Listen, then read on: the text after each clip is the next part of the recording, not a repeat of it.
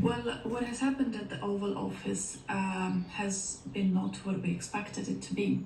We knew that communication with Trump and his team is going to be difficult.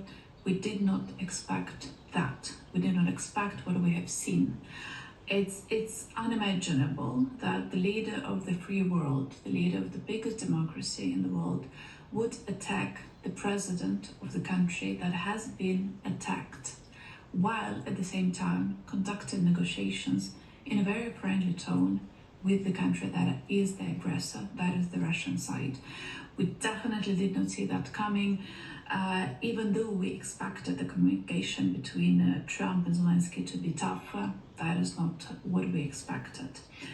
So it is, of course, a new era in the relationships between the two states.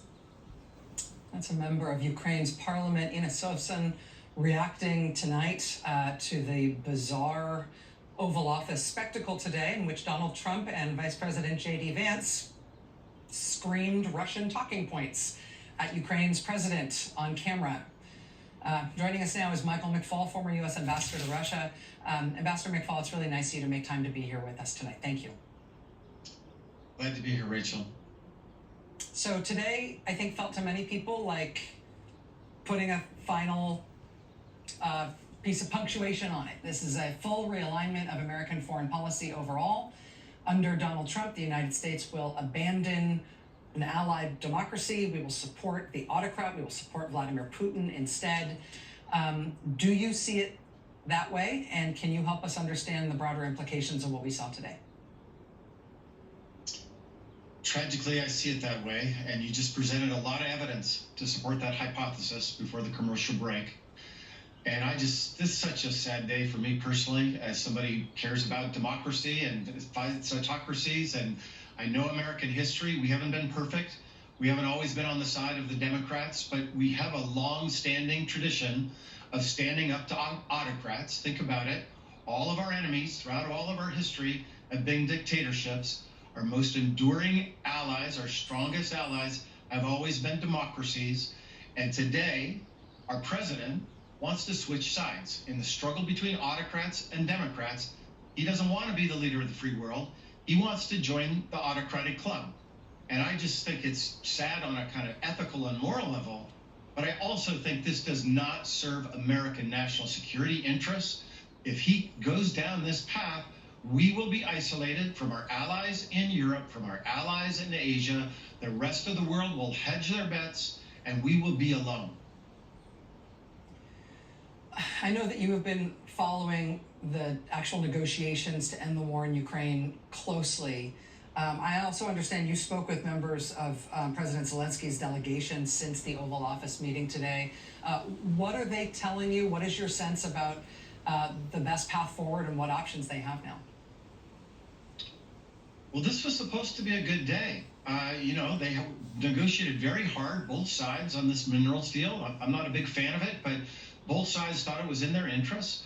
They thought that getting a direct meeting with the president was what Zelensky needed, because that's what everybody says. You got to do business with President Trump directly. And so it was their idea to fly to Washington to have this meeting.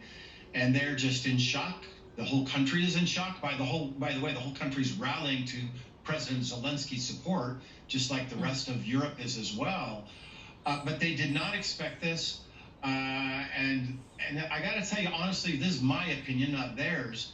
But we keep talking about Trump wants to do a deal to end the war. I'm not so sure that's true. I think he wants to do a deal with Putin. That's the real play, as you were just describing. And the Ukraine thing is kind of a sideshow. And if it works out, it works out. If it doesn't, Trump doesn't really care, because there's no other way to explain all of the concessions that he has already given to Vladimir Putin, even before any negotiation. So that suggests to me that, in fact, he actually is not trying to negotiate a deal.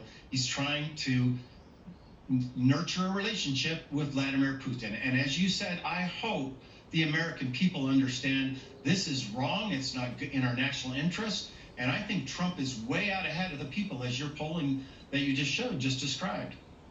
Yeah, I think whatever Americans voted for, I don't think people voted to make the United States a subsidiary diplomatic entity to Vladimir Putin, which is the way that Exactly. Trump is operating here. You mentioned the rest of Europe rallying to Zelensky. One of the things that we saw today were leaders of democracies from all over Europe publicly thanking Zelensky today, standing with him in solidarity after this meeting with Trump. You talk about whether or not the United States is any longer associated with the free world, whether we are the leader of the free world. If we're not, is it becoming clear who is? Well, I want to keep hope alive. President Trump and his team don't seem to want to be part of the free world. But I'm an American too. I want to be part of the free world. I hope there are other Americans who believe the same as me, and I don't want them to turn this way because I don't believe it serves America's interests. And by the way, there's a lot of Americans like me who think we're more than just mineral deals. We stand for more of that. So the fight is still on. But to your point, yes, the center of gravity has moved to Europe. I was at the Munich Security Conference. Actually, we talked at 4 a.m. there. I now remember. And the move then was, well, we've got to pick this up. We've got to unite. We've got to stand behind the democratically elected leader of Ukraine against this imperialist dictator that has invaded his country. And tragically, for now, that's where the center of gravity for the free world is. Michael McFaul, former U.S. ambassador to Russia. I do appreciate you being here. I know that there's a lot of demand for your time on a night like this, after a shock like this. It's an honor to have you here tonight, sir. Thank you. Can't imagine being anywhere else. Thanks for having me, Rachel. All right. We've got much more ahead here tonight, including, I'm really happy to say, a live visit with Senator Cory Booker coming up. Stay with us.